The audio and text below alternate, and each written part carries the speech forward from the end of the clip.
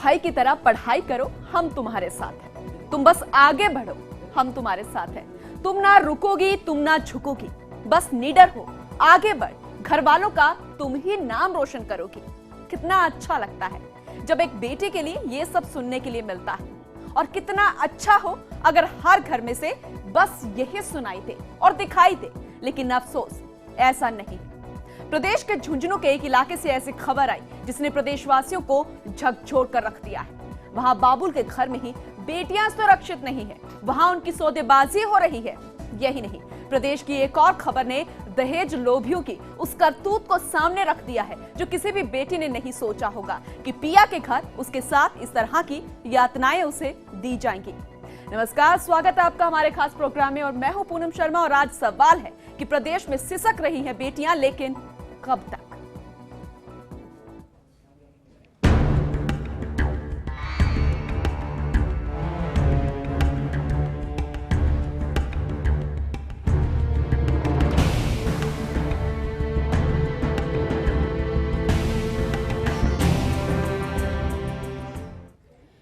ससुराल वालों ने उसके माथे का सिंदूर मिटाकर उसके ललाट पर लिख डाला, मेरा बाप चोर।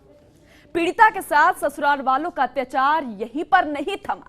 दहेज लोभियों की वो करतूत भी सामने आई जो किसी भी बेटी ने नहीं सोचा होगा कि पिया के घर शादी के 6 महीने के बाद ही उसके साथ इस तरह की यातनाएं, अत्याचार शुरू हो जाएगा।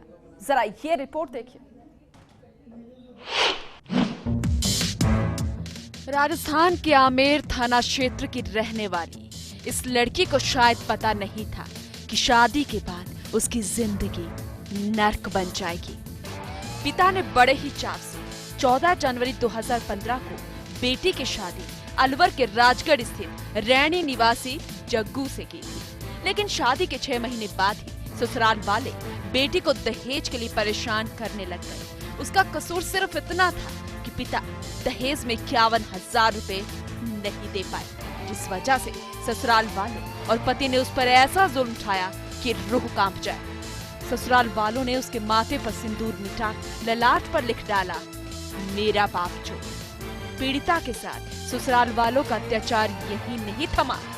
पीड़िता ने बताया कि पति और 3 जेठों ने उसे कुछ सुखा दिया, फिर उसके हाथ पैर बांध दिए, मुंह में कपड़ा तक ठूंस दिया गया और मशीन से शरीर पर कई जगह पिता का नाम लिख गालियां गोद दी गई। यही नहीं, उसके साथ गैंग रेप भी किया गया। वो गाय करिए मेरे को खिला दिया, मेरी भांग की गोली खिला दी मेरे को। क्या किया, क्या लिखा आपके अंदर? मशीन रख दिया, बाहर देश में देर गया से, बाहर देश में देर किया से मेरे को, बाहर देश में मद्रास में ले गया सा, तो डाके नहीं लेके आए मेरे को कहीं करे मेरा माँ बाप आदि नहीं आवला। ऐसे बोले तेरा बाप से मोटरसाइकिल लेका, फिर से लेका तेरा बाप से जब रखेंगे तेरे को काट के नहर के अंदर। फिर दूसरा आदमी लेके घर पे ले आया ना इसको, फिर दूसरा बहा के इसके सास वाले वो पता दिया तेरी लड़की को ऐसे ऐसे कर दिया, जल्दी आओ। पर जल्दी फिर मेरा मम्मी पापा चल गया, फिर सरपंच गया 5 आदमी साथ में जाके फिर इसको ले आया घर पे। महिला की शादी 14 जनवरी 2015 को राजगढ़ में हुई थी और महज 1.5 साल में रिश्ते फीके पड़ गए। पीड़िता ने बताया कि शादी के कुछ समय बाद ही ससुराल वालों ने दहेज के लिए उसे परेशान करना शुरू कर दिया था। पिता की गरीबी को वो जानती थी, इसलिए चुपचाप सारे सितम सहती रही। वहीं पिता जब अपने बेटे से मिलने उसके ससुराल गए तो बेटी की हालत देखकर तो उसके पैरों तले जमीन ही खिसक गई। 2 साल पहले बच्ची की शादी करी थी, जो बच्ची को ले जाकर क्या रख दिया, इसमें गाल रख दी, बच्ची का नाम रख दिया, मेरा नाम रख दिया, मेरे को लग के दीनिया बदमाश, गुंडा, चोर, डाकू है, बहुत बदमाश है। बेटी की बड़ी बड़ी गाली रख दी मेरे को कि बेटी की ऐसे करता है, कि ऐसे खाता है, ऐसे सब हाथों में पैरों में ललाट पर खूब लग दिया। देखा तो बच्ची की हालत तो बिल्कुल स्थिति खराब थी उसकी, बहुत ललाट जला हुआ था, ऐसा कुछ डाल रखा था उस पर, एसिड वगैरह कुछ डाल रखा था, जैसे जड़ी हुई थी ना, ऐसा था। हाथ पे गाली गलौज अभी भी लिखी हुई है, पैरों पे लिखी हुई है, कुछ गलत शब्द इतने बुरे हैं, बहुत ही गलत। तब मैंने रैणी थाने के वहाँ लेके गया था बच्ची को, मैंने कहा ये रिपोर्ट करवानी है अपने। पीड़िता के पिता ने बताया कि वे महीनों तक अत्याचार सहती रही। वहीं उसके बेटी के ससुराल पहुंचने पर उसकी हालत देख उससे रहा नहीं गया और वो बेटी को घर ले आया। माथे पर चूना और तेजाब लगाकर लिखी बातों को मिटाया और हाथों पर मशीन से लिखावट मिटाई गई। पिता बेटी को लेकर अलवर के थाने में तो आ गया, लेकिन वहां पुलिस वालों ने कोई मदद नहीं की। यही नहीं, वहां के ग्रामीण और प्रधान इस घटना से अनजान बने रहे और उनके अनुसार तो अलवर में ऐसा कुछ हुआ ही नहीं। कोई ये काम हुआ होगा ना, हकीकत में हुआ होगा तो बाहर ही हुआ होगा, हमारे सामने नहीं हुआ, यहाँ पे गाँव में नहीं हुआ, बस्ती में नहीं हुआ साहब। भाई हमारे मामला नहीं है, बिना फॉर्म पटाए मैं हेडलाइन पे इस प्रकार से मुलजिम यहाँ रहने वाले जांच कर रहे क्या मामला है। हमारे पास में थाने कोई आया नहीं, कुछ नहीं। पहले कोई परिचय ना कोई भी नहीं आया अब तक। मेरे को 1 साल हो गए इस थाने में पोस्टिंग, ऐसा कोई मामला नहीं है। इसके बाद उन्होंने जयपुर के महिला थाने में ससुराल वालों पर दहेज के लिए मारपीट करना और साथ ही ससुराल के 2 लोगों के खिलाफ गैंगरेप का मामला दर्ज कराया है। और अब ये देखना है कि राजधानी पुलिस किस तरीके की कार्रवाई यहाँ पर करती है। वहीं क्या अलवर पुलिस वाले पूरे मामले में सहयोग करेंगे, ये जानना भी बेहद जरूरी है, क्योंकि सवाल उठता है कि क्या फिर किसी पीड़िता को न्याय नहीं मिल पाएगा, या फिर इस बार इस पीड़िता को न्याय मिल जाएगा, या फिर प्रदेश की बेटियों की सिसकियां बस यूं ही गूंजती रहेगी और हम जानकर भी अनजान ही बने रहेंगे। आमेर से उमेश सैनी और अलवर से राजेंद्र के साथ पूनम शर्मा, फास्ट इंडिया। जयपुर के आमेर से हमारे संवाददाता उमेश जुड़ चुके हैं, उनका रुख करते हैं। उमेश, पूरे मामले पर अब मामला दर्ज करवाया गया है, लेकिन कार्रवाई अब कैसे होगी, इसका इंतजार परिजन और पीड़ित परिवार यहां पर कर रहे हैं। न्याय उन्हें कब तक मिलेगा, इसे लेकर क्या कुछ जानकारी मिल पाई है? लगता है उनसे संपर्क हमारा टूट गया है, उनसे एक बार फिर से संपर्क करने की कोशिश करेंगे। एक बार फिर से तस्वीरें हम आपको दिखा देते हैं। सवाल हमारा यही है कि आखिर प्रदेश में जो बेटियां परेशान हो रही है, अत्याचार का शिकार हो रही है, यातनाएं उनको झेलनी पड़ रही हैं, जो बेटियां सिसक रही हैं, लेकिन वो कब तक उन्हें न्याय मिल पाएगा? अब ये जिस पीड़ित की हम तस्वीर आपको दिखा रहे हैं, जिसका चेहरा ब्लर करना इसलिए जरूरी हो गया कि उसके साथ इस तरीके की यातनाएं उसे ससुराल वालों ने दी है। आपको बता दें कि शादी के 6 महीने के बाद ही उसे ससुराल वालों ने दहेज के लिए तंग करना शुरू कर दिया था। उन दहेज लोभियों ने 1.5 साल के बाद इस तरीके की करतूत की, वाकई हैरान करने वाली। इसके हाथ में जो टैटू गुदा हुआ है, वाकई इसमें गंदी गालियां लिखी हुई हैं, जो कि ससुराल वालों ने लिखी। हमारे साथ हमारे संवाददाता आमेर से उमेश एक बार फिर से जुड़ गए हैं, उनका रुख करते हैं। उमेश, क्या कुछ अपडेट मिल रहा है पूरे मामले पर?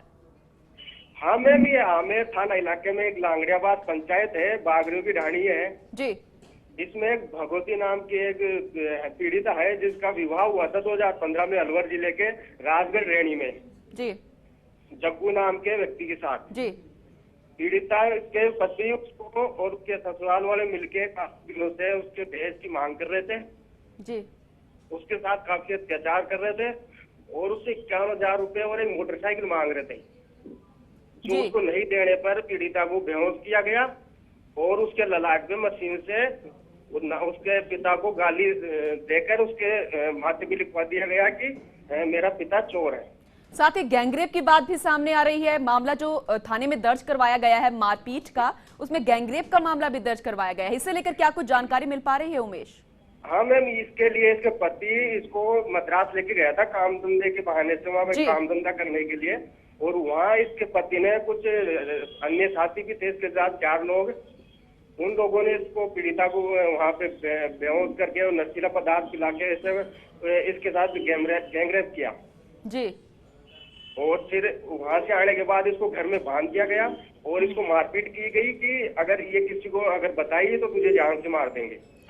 लेकिन अब तो पीड़ित के परिवार को पता चल चुका है, यहाँ पर वो मायके वापस आ गई है, क्योंकि अलवर वो गए थे, वहां पर मामला दर्ज नहीं किया गया। लेकिन अब आमेर में, जयपुर में मामला दर्ज हुआ है। क्या कुछ कहना है पुलिस प्रशासन का? क्या किस तरीके की कार्रवाई वो करेंगे? जो आरोपी है, जो ससुराल वाले, उन पर किस तरीके का एक्शन लिया जाएगा? क्या उनको हिरासत में या उनको हिरासत में लेकर पूछताछ करने की बात यहाँ पर सामने आई है? पुलिस आश्वासन दे रही है कि कार्रवाई करने के लिए, पीड़िता के बयान भी लिए हैं, आज उसका मेडिकल भी करवाया गया है और उसको पूछताछ भी चल रही है। पुलिस वहां जाएगी और कार्रवाई करेगी जी। क्या कुछ गंभीर पुलिस प्रशासन यहाँ पर नजर आ रहा है? गंभीर पहले नहीं था, लेकिन जब आज से जब ये मामला ज्यादा उठ गया, इसके बाद पुलिस थोड़ा सख्ते में आ गई है और पुलिस इसमें कार्रवाई में लग रही है। जी, तो वही पीड़ित जो परिजन है, परिवार वाले हैं, उनका क्या कुछ कहना है? पीड़ितों का यही कहना है कि वो गरीब है, उनकी इतनी वो नहीं है, फिर भी उन्होंने अपने बेटी को मतलब काफी दिनों तक इस मामले को दबाए रखा कि उसका घर बस जाए और ऐसे कोई मतलब 5 जो पंचों में ही मामला शांत हो जाए, समझा बुझा के। उमेश, यहाँ पर जबरन टैटू गुदवाया गया था मशीन से और उसके पूरे शरीर पर निशान है, गंदी गालियां लिखी गई हैं जो शायद अब कभी मिट नहीं पाएंगी। और उसके पिता ने घर पे जाके तेजाब और चूने से जो ललाट पर लिखा था उसे साफ करने की कोशिश यहाँ पर की, जिससे उसका ललाट जल गया है। क्या इसका इलाज जो है आखिर वो कैसे करवा पाएंगे? क्योंकि जो जख्म उसे मिले हैं शायद वो तो नहीं भूल पाएगी, लेकिन जो शरीर पर जो निशान है, क्या उसको मिटाने के लिए पीड़ित परिवार कुछ कह रहा है? मैम, वो पीड़ित परिवार अभी कुछ नहीं कह पा रहा है, वो खाली यही कर रहे हैं कि बस उन्हें न्याय मिल जाए और न्याय की गुहार कर रहे हैं वो। और जो उसके साथ हुआ है उसको उन लोगों ने इस तरीके से केमिकल डाल के मिटाया है कि शायद वो उसके जीवन पर वो निशान उसके साथ रहेंगे। चलिए, शुक्रिया उमेश तमाम यहाँ पर जानकारी देने के लिए। तो आपने सुना किस तरीके से ये पीड़ित परिवार अभी भी डरा हुआ है, अभी भी इसी सोच में है कि आखिर वो क्या करे, क्योंकि जो इसकी स्थिति है वो खासी खराब है। तो वहीं आपको बता दें कि यहाँ से प्रभु दयाल मीणा जी हमारे साथ जुड़ चुके हैं, सरपंच है, उनका रुख करते हैं। प्रभु दयाल जी, स्वागत है आपका फर्स्ट इंडिया में। जी नमस्कार मैडम जी। नांगड़िया ये जो है अमेर में, यहाँ जी नांगड़ियावास, यहाँ पर इस तरीके का जो मामला सामने है वाकई हैरान करने वाला है। पूरे अगर मामले को देखते हैं किस तरीके से ले रहे हैं? ये बिल्कुल मैडम, इन्होंने क्या दहेज की मांग करी थी पहले जी।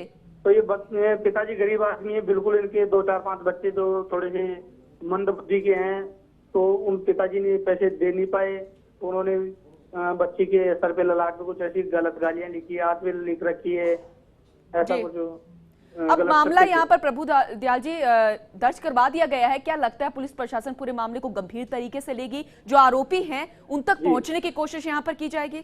जी बिल्कुल बिल्कुल मैडम, हमारे जो गांव वाले की जो डिमांडेशन है वो यही है कि जो आरोपी जिन्होंने इतना गिलोना हरकत की है उनको बिल्कुल सजा मिलनी चाहिए। और पुलिस प्रशासन से भी हम यही उम्मीद करते हैं कि हमारी मदद करे इस मामले में पूरी, ताकि आगे कोई ऐसी औरत के साथ या किसी बच्ची के साथ ऐसा गलत करते नहीं हो।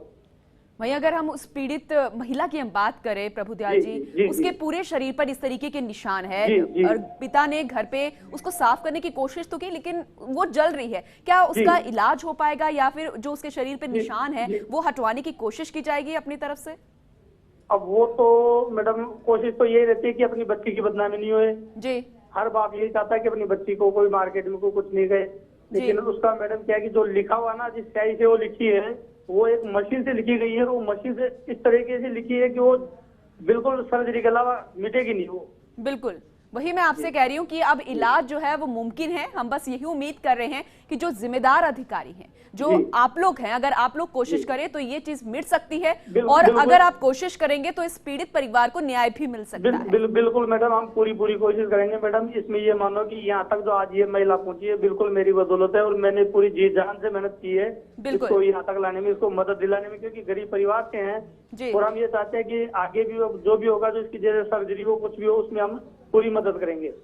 अच्छा प्रभु दयाल जी, मैं आपसे ये सवाल पूछ रही थी, आप बहुत अच्छा काम करें, उम्मीद करते हैं आप आगे भी ऐसा करते रहेंगे। ये सवाल मैं पूछ रही थी कि जो ससुराल वाले हैं वो अलवर से हैं, लेकिन जब वहां पर मामला दर्ज नहीं किया गया, वहां के ग्रामीण कह रहे हैं कि अब वो दिल्ली शिफ्ट हो गए हैं। ये माजरा जरा समझ में नहीं आया। वो ये है मैडम, वो अपने जो ससुराल में रहते हैं और वहाँ से वो काम करने के लिए जो ये खिलौने वगैरह बेचते हैं फुटपाथों पे जी, उसके लिए मैडम ये बाहर जाते हैं। अब जैसे अभी बरसात के टाइम में वो बाहर रहते हैं, बरसात जो ही खत्म होगी फिर वो वापस गाँव आ जाते हैं अपने। चलिए फिलहाल वक्त एक छोटे से ब्रेक का, लेकिन आप कहीं मत जाइए क्योंकि ब्रेक के बाद भी आपको ऐसी सिसकती बेटियों की दास्तान हम दिखाएंगे, लेकिन पिया के घर नहीं, बाबुल के घर दिखाएंगे आखिर किस वजह से बाबुल के घर में ही बेटियां सिसक रही है। एक छोटे से ब्रेक के बाद।